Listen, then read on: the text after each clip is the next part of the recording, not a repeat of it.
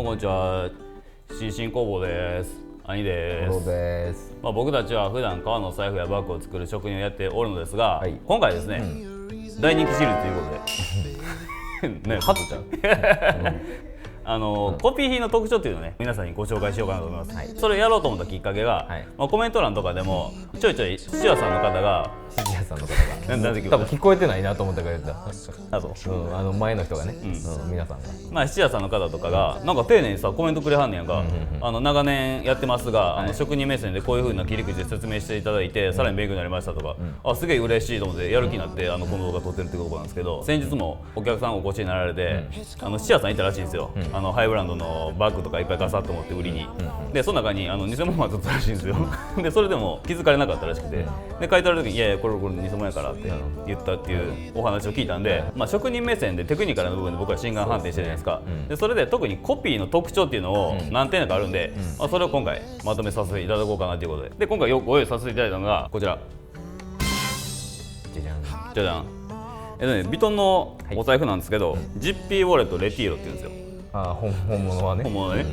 これ違いますよ。ジッピーウォレットレティーロかっこコピーなんですけど、これの特徴をね今からご説明させていただこうかなと思ってます。何ですか？これ読んだらいいんですか？用意してるんで。公式ホームページでは在庫なしでしたが、定価が本物の場合は10万7800円で、楽天の中古で6万5800円でした。でメルカリで見たんですけれども、5万円から7万円前後という価格帯でした。これね今からね、どうやら勢いで、紹介させていただこうと思います。すごい勢いでそれも信号待ちでなかなか青になっても進まんかってクラクション鳴らしたらそれまでの送りを取り戻すかの勢いで発進する車のような勢いでねやらせていただこうと思っております。あるな勢いあれやろ、車スカイって言っていくな大概あれ人間の心理でしょうね。チョロキみたいなバーなっていくやつ。チョロキでは違うけど、そんな感じで勢いよくやらせていただこうと思ってます。じゃあ行きましょう。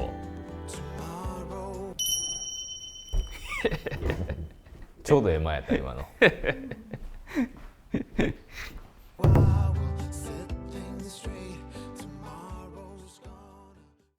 では、そんなわけで早速見ていこうと思うんですが、今回はね分解せずでも分かるというね、やり方を皆さんにご紹介いたします。でまず表からね、見ていこうと思います。でこちらコバから見ていこうと思うんですよ。今回、ちょっと特殊な作り方しとって、ラウンドのボディの外に皮巻いてるんですよね。コバっていうのはその端っこの塗料を塗る切り面のところの塗料を塗るっていうやつなんですけど、で見たところ一応これ合皮なんですけど、本物もでこのコピー品に関しても合皮で、こう結構絞っていってシワのあるものに関してはコバ塗ったらその溝のところに流れやすいんですよ。プラモと一緒で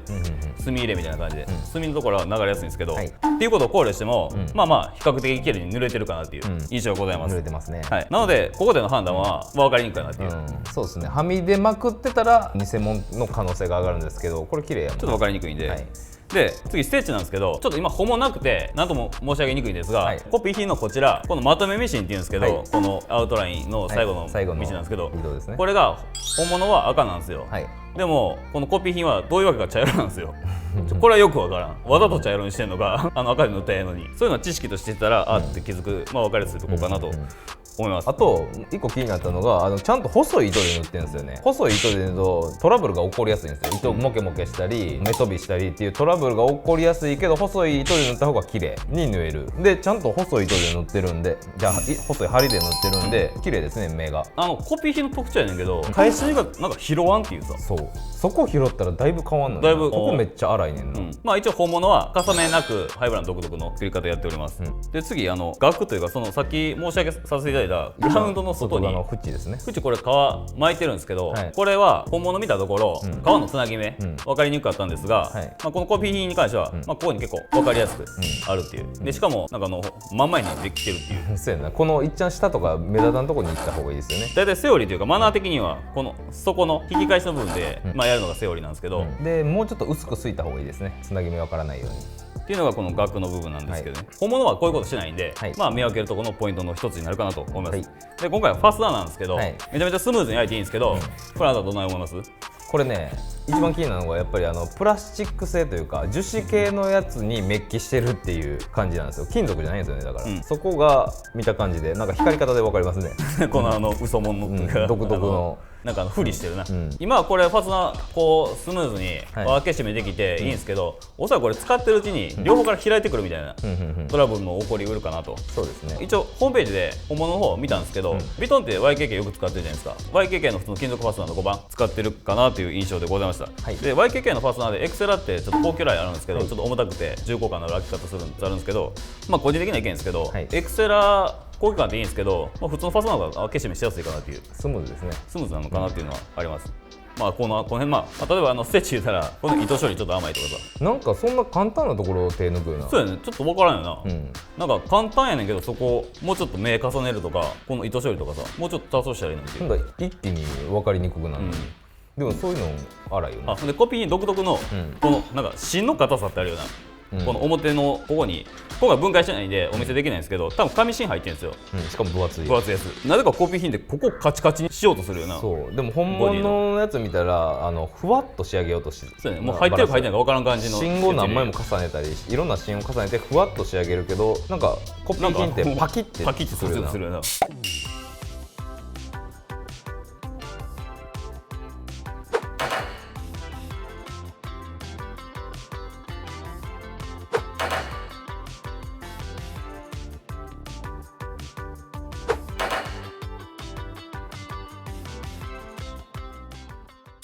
でここまでしっかりさ硬い芯入ってるから、なんか硬いね。そうめっちゃ厚紙が入ってるな、キーボールみたいな。で本物はそう先ほど言ったね、何枚も芯重ねたりとか、こことか結構薄くついたやつねんな。そうっていう風に手もかけたりしてるんですけど、これも触ったらカチカチなんで分かりやすいっていうのが参考になるのではないかとございます。はい、で次に中、見ていこうと思います。はい、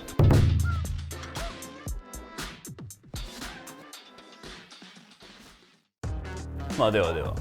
次中見ていこうかということで、はい、見ていきましょう。まあ中、こちらね、この赤い部分、本物はホームページによると牛革って書いてあるんですよ。で今回コピー品どうかなと思うと、これね、このカードのスリットの部分の裏からこうペロンってめくったら分かるんですけど、これ合皮なんですよね。これ繊維見えてますもんね。繊維が見える。これはちょっと判断は皮との違い、一般の方が分かるかと言われれば、ちょっと難しいところで、ちょっと慣れたら分かるんですけど、すぐ。で分かる人はそこを裏めくってもらって、ちょっと処理も荒いですし、でそこで合皮ということが分かるかなっていう。次ね、先ほど言わせていただいたカチカチの芯が入れられてるって言ったんですけど、裏から見ると針穴を突き破って、その芯が見えてきてるんですよね。白い点々が見えるというか、紙が見えるんですよね。紙の突き刺した穴が見えるって感じですね。でほんま一応ホームページで見たんですけど、全くそのことなかったので、芯の弊害というかカチカチに強く丈夫に、なんかそれっぽく見えるかもしれないですけど、こういったところで芯が汚く裏から見えてしまっているところで見極めるポイントかなと思います。で次ファスナー、この中の小銭のファスナーなんですけど、ここの処理がどう考えても本物これせんやろっていうような処理になってるんですよ。そうなんですよね。切ってんですよね。端っこ切って、ファスナーテープ焼いてるだけ、一応焼いて止めるっていうのはやるんですけども、本物の場合は折り曲げますね。2回折って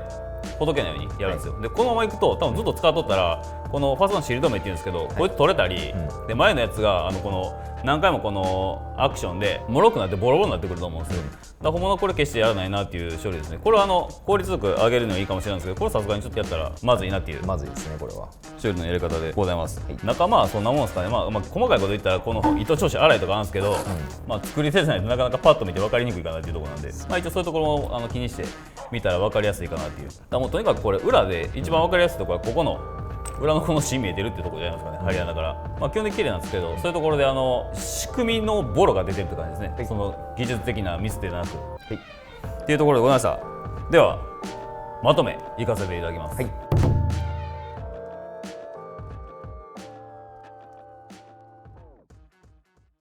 そのわけで、以上中と外見させていただいたんですが、簡単に分かるポイントちょっとパッとまとめましょうか。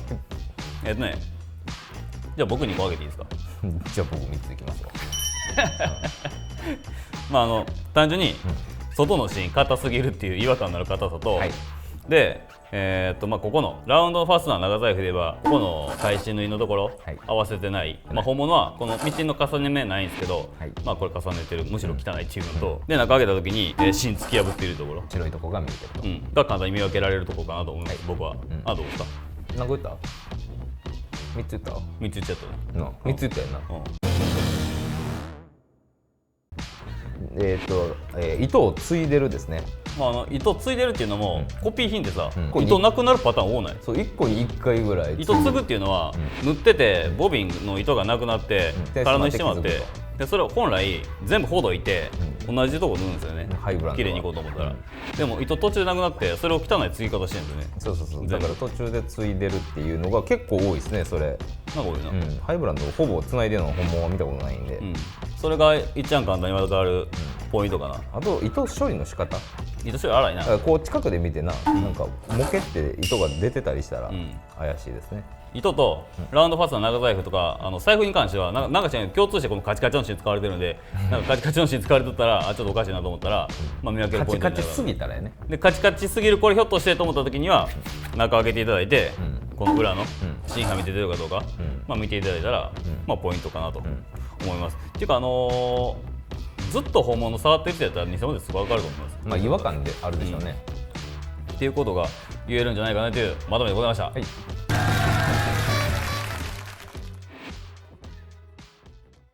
ではこんな感じに、ラウンドファスナー長財布の場合の簡単な見分け方、分解せずに分かるところというのを、今回まとめさせていただきました。このチャンネル見てもし参考になって面白いなと思ってくださった方、またチャンネル登録よろしくお願いいたします。でぜひおもろいと思ってくださった方、高評価もよろしくお願いいたします。で7時後メンバーシップもやっておりますので、また概要欄見て飛び込んでもらえると嬉しいです。僕たち革職人で財布やバッグ作ってるんで、こちらホームページもよろしくお願いします。そんな感じで今、職人さんの募集もしておりますので、まだご興味のある方は概要欄からリンク飛んで、メッセージいただきますと嬉しいです。じゃあそのわけでございます。次回も見ていただきますと嬉しいです。さよなら。